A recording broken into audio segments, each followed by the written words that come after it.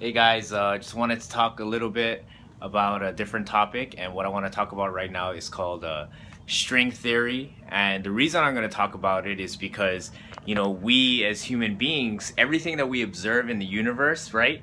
Everything that you see with your eyes, what do you see? You see things in 3D, right? You see things in just a way where you can only observe it through the scientific method. And we've learned the scientific method in high school and middle school. What did we learn about it? We learned that you observe things, and if you have idea, maybe you have a question, which is your hypothesis, and from there, what do you have? You have tests, repeatable tests that you can do again and again and again. And after observing or solidify your conclusion, right? If it's true or not. And so, we have that method. But the problem is that nowadays with the studies with quantum gravity, with quantum physics, what we see is that the universe is actually made up. There's something called string theory, and what that is that the universe is made up of strings. And obviously when you walk around, you don't see strings floating around. You don't see them with your visual eyes. Why? Because the size is basically 1 millionth of a billionth of a billionth of a billionth of a centimeter.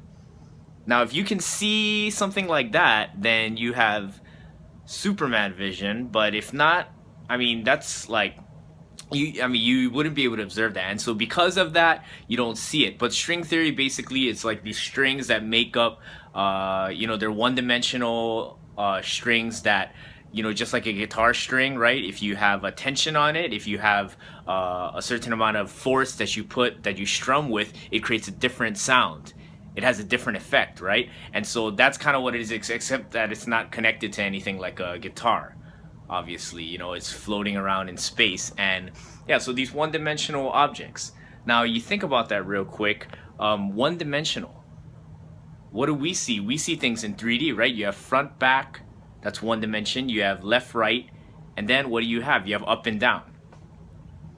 Okay, so when you think about that though, string theory actually states, or the theory is that there's 11 dimensions. 11 now, 11. Okay, so let's take a look here. If there's 11 dimensions, and we can only comprehend 3 dimensions, what does that really entail? What does that really mean? Okay, now let's look at this now. So there was a man. His name was Carl Sagan. He was an American astronomer, and he was not a Christian. He was not even theist. He was atheist. He didn't believe in God. He didn't believe in a higher power. Okay, some people claim that he recanted, but I've heard that that's not a valid statement or a valid truth, but that he died as an atheist. But anyway, the point is that he talked about flatland. Okay, so let's get into this now. Flatland. What is flatland? You ever play Super Mario back on Nintendo, Super Nintendo back in the day? This is not like 3D games. If you look at it, it's just a flat surface, surface on the screen, and you have Mario, and he's just flat. Okay, so imagine if you took that screen and you put it down this way. That's flatland. Before I describe flatland and what that means for us as human beings and what else is out there, let me talk about this. Imagine there's one dimension. Those strings are one-dimensional. So let's say there's one dimension, and let's say you live in that dimension. In one dimension, what would you have? You would not have the ability to look up or down. There would not be an up or down. It would not exist in your reality. There would not be a left or right. What would there be? There would be a front and a back. Meaning that, let's say there's 10 of you, 10 one-dimensional beings that can only comprehend one dimension. And let's say these 10 one-dimensional people, whatever we're going to call these beings, they can only see front and back. Meaning that your entire life, you can never walk around to see the person 2 people ahead of you in line. You would only basically live your life seeing the back of somebody's head. The back of somebody's head. And that's all you would know your entire life. You would not be able to comprehend. The idea to even go right and cut in line, You couldn't cut. That would not even be an idea to have. You couldn't have the idea. It's not in your mental, I mean, it's not in your physical structure to even have that reality. And so because of that, you would just see front. And could you even see back? Unless you would have to have eyes on the back of your head, because you couldn't turn your head left. You couldn't turn it right, okay? So let's see now. If there's 1D, you would have a very limited view of reality, right? So imagine if there's 2D. That's flatland. So let's say there's a flatland and my hand is not completely flat, but let's say on this flatland there's people living on there, so they would not have a concept of up or down. They could not look up in the sky. There would not even be an idea of a sky. That would be weird, right? No such thing as a sky. Such an imaginary tale, fairy tale, to have a sky, right? As we see fairy tales like unicorns and some, God resides in the same idea or reality as the flying spaghetti monster, okay?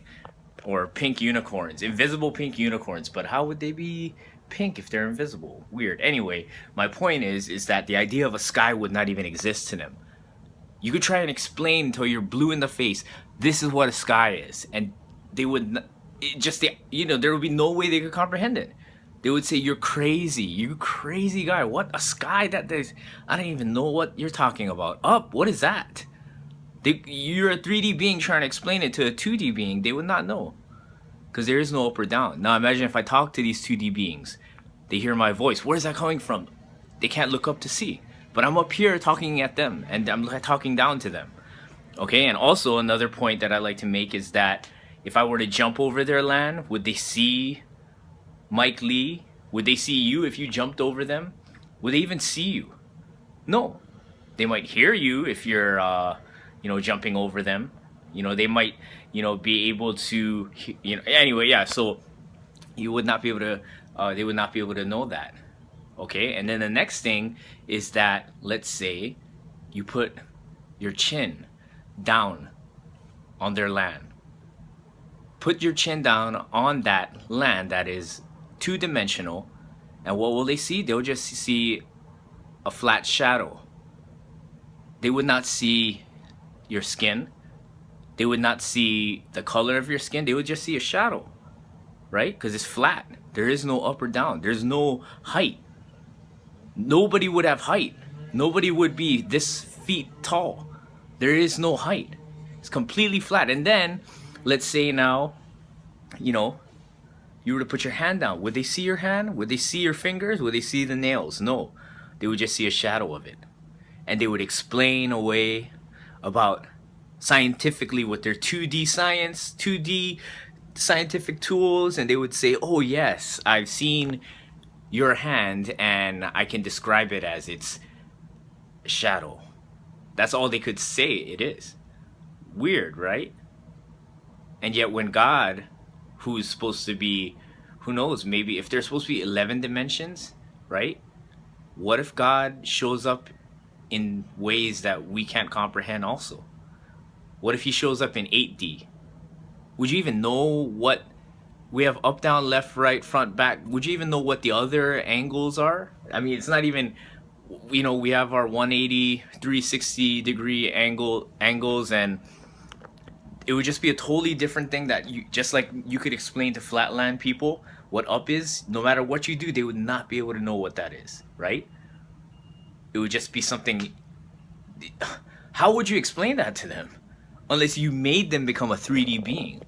You reached down and somehow did some experiment and you made these flat people that just come up and become you. Interesting. And so that's why, if you really think about it, and we claim that, the Newtonian way of seeing things, the Newtonian age way of seeing and observing, and the scientific method is the only thing that can prove what's real in reality. That's not the way the universe, we don't even know, there's just infinite, there's just so much out there, and then we're over here claiming we know if God exists or not, because we can't see him with our 3D eyes. Think about that.